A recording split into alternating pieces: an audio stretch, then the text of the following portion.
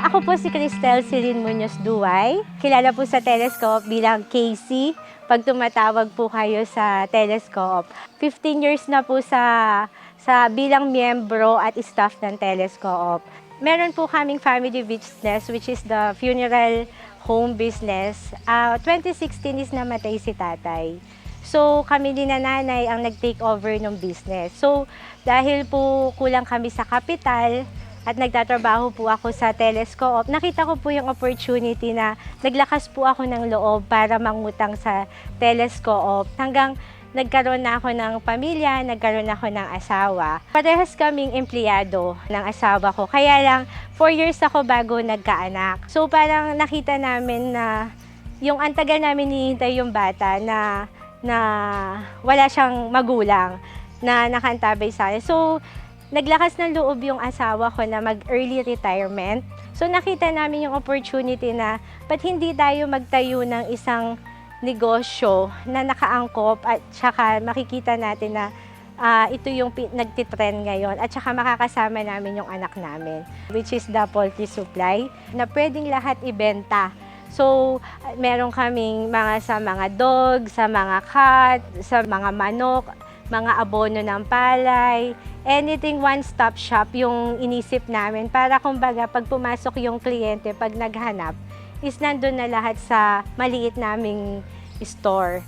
Tapos napansin namin mostly dun sa mga bumibili sa amin dun sa poultry is naka-tricycle lang.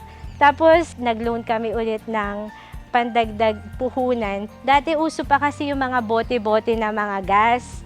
Ngayon nakita namin yung opportunity sa internet. Nauuso kasi ngayon yung parang microgas station, which is nakita naman namin na pwede siya sa lugar kasi along main road yung lugar natin na pinagtayuan ng negosyo. Sa mga katulad po namin na nag-i-start pa lang po na magpamilya, para may uurungan kayo habang maaga, habang empleyado kayo, huwag kayong matakot na sumugal kasi nandyan ang Telescope para suportahan tayo. Huwag tayong matakot na madapa kasi ang Telescope is kaantabay natin sa lahat ng bagay. Gamitin natin yung mga linoloan natin para umikot, mag-put out lang ng mga business para pagdating ng araw na magre-retire na kayo, makikita nyo kung ano yung naging bunga ng ating pagtatrabaho na hindi lang sa mga luxury or something na papangutang natin.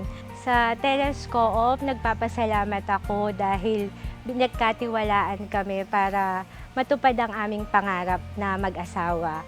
At sa buong pamunuan ng Telescope na walang sawang nagpaplano para matulungan ang ating mga miyembro, maraming salamat po sa mga officers, staff, directors, especially kay Sir Hector Propeta at yung mga staff po natin na walang sawang sumusuporta sa lahat ng mga inquiry, question natin. Kung hindi dahil sa Telescope, hindi po namin matutupad ang aming pangarap ng aking asawa na magkaroon ng sariling negosyo. Mabuhay ang Telescope! Maraming salamat po.